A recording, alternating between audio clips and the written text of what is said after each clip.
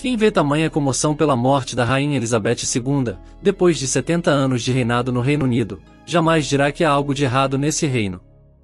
Afinal, a face da monarca era a imagem da grandeza e da união do velho Império Britânico. Mas o recém-coroado rei Charles III herda um reino desunido e sob tensão. Apesar de a rainha ter escolhido passar seus últimos momentos de vida em um castelo escocês, na Escócia o movimento pela independência é muito forte, desde antes da morte da rainha, e era uma de suas maiores preocupações. Não por acaso, em 2014, pouco antes do plebiscito de independência realizado na Escócia, ela pediu que as pessoas pensassem com muito cuidado sobre o futuro antes de votar. Foi uma das raras vezes em que manifestou publicamente sua opinião sobre a política nacional. No referendo de setembro daquele ano, 55% dos escoceses acabaram optando por permanecer no Reino Unido. Mas a saída da União Europeia, quase 2 anos depois, aumentou a insatisfação geral. Os escoceses, majoritariamente contra o Brexit, foram voto vencido. Eles também questionam a distribuição do orçamento e competências dentro do Reino Unido. E Nicola Sturgeon, a primeira-ministra e líder do Partido Nacional Escocês, que é pró-independência, indica que a pressão não deve reduzir. Ela anunciou recentemente um novo referendo em 2023, mas muitas questões legais e econômicas permanecem sem solução. No entanto, os legisladores escoceses sentem-se seguros o suficiente para seguir em frente. A questão é: será que o rei Charles III verá a destruição do Reino Unido logo no início do seu reinado? Antes de respondermos a essa pergunta, quero te lembrar de curtir o vídeo se gostar desse conteúdo, de se inscrever no canal e ativar as notificações para ver assim que postarmos novos vídeos. Para entender melhor o momento atual, vamos voltar ao passado. Por causa de suas histórias, é um fato notável a Escócia e a Inglaterra fazerem parte do mesmo estado. Durante séculos, a Escócia existiu como algo como uma pedra no sapato da Inglaterra. A Inglaterra possuía um imperativo geopolítico para unificar a ilha da Grã-Bretanha, e com esse fim conquistou o país de Gales no século XIII. Mas uma combinação de diferenças políticas internas, incluindo as guerras civis inglesas e a geografia escocesa, impediram a Inglaterra de dominar a Escócia. De fato, do século XIII ao XVI, todos os governantes escoceses e franceses renovaram fielmente o que ficou conhecido como a Antiga Aliança, alinhando os interesses escoceses com os da França, o inimigo mortal da Inglaterra na época. 3 vezes no século XIV, a França financiou o levantamento de exércitos escoceses para invadir a Inglaterra. Enquanto no século XVI a intervenção francesa salvou a Escócia das aspirações do monarca inglês, Henrique VIII, a Inglaterra nunca conseguiu conquistar a Escócia. Em vez disso, a Escócia se juntou voluntariamente ao novo Reino Unido em 1707, não por causa da vantagem geopolítica da Inglaterra, mas por causa de sua própria incompetência econômica. Vamos entender melhor essa questão. No final do século XVII, a Escócia embarcou em seu plano para estabelecer uma nova colônia no Istmo do Panamá, no Golfo de Darien.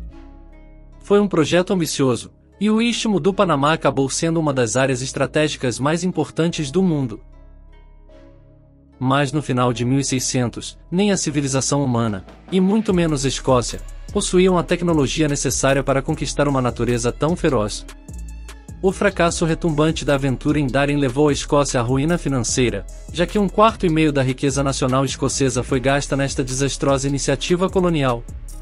Darien não foi o único motivo dos Atos de União, que declararam que a partir de 1707, e para sempre, a Escócia e a Inglaterra seriam unidas em um único reino. Mesmo assim, não há dúvida de que para a Escócia a união com a Inglaterra foi um ato de conveniência econômica. Muitos escoceses detestaram a ideia mesmo na época.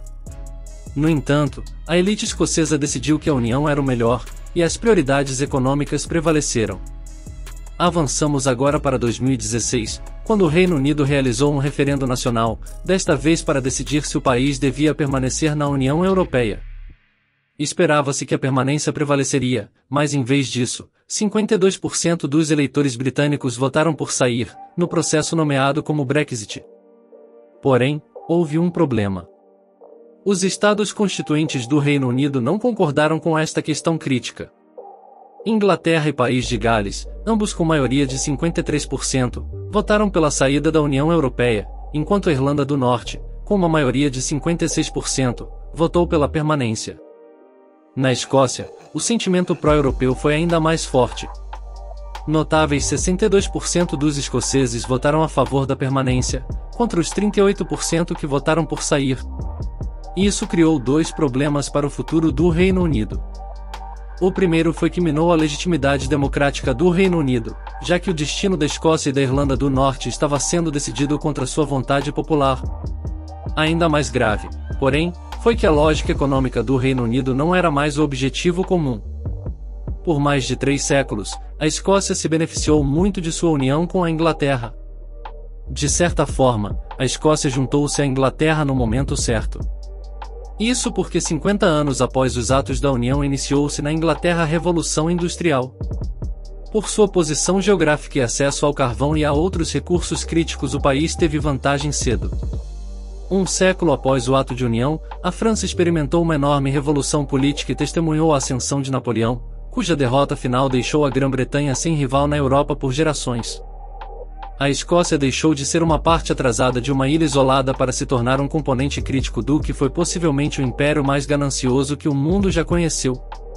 Em virtude de sua relação com a Inglaterra, a Escócia estava do lado vencedor de ambas as guerras mundiais, e embora Edimburgo tenha trocado sua independência por riqueza e poder, na maior parte da história, a Escócia não tinha motivos para duvidar de que estava se beneficiando da união com a Inglaterra.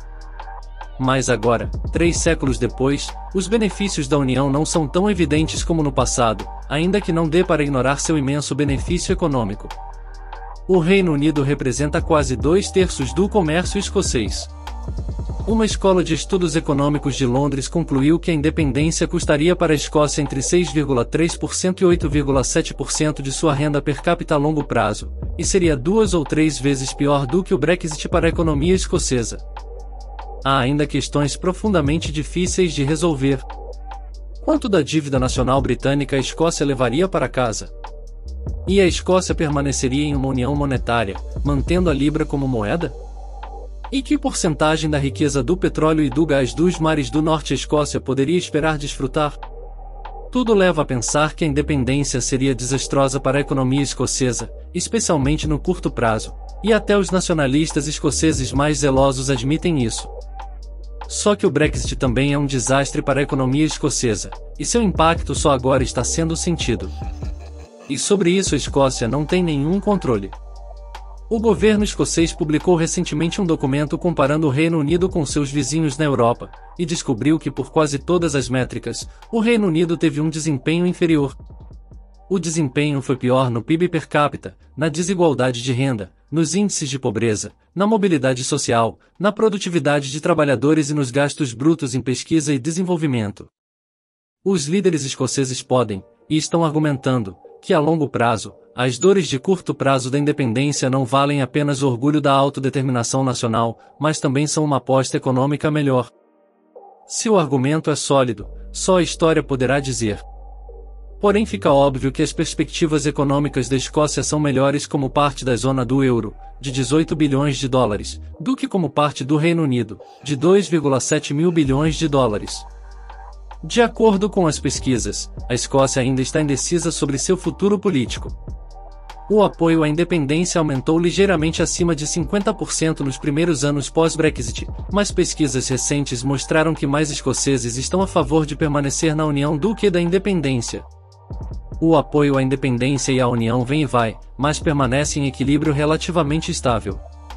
Um número significativo de eleitores escoceses, representando entre 7 e 15% do eleitorado, se identificam como indecisos.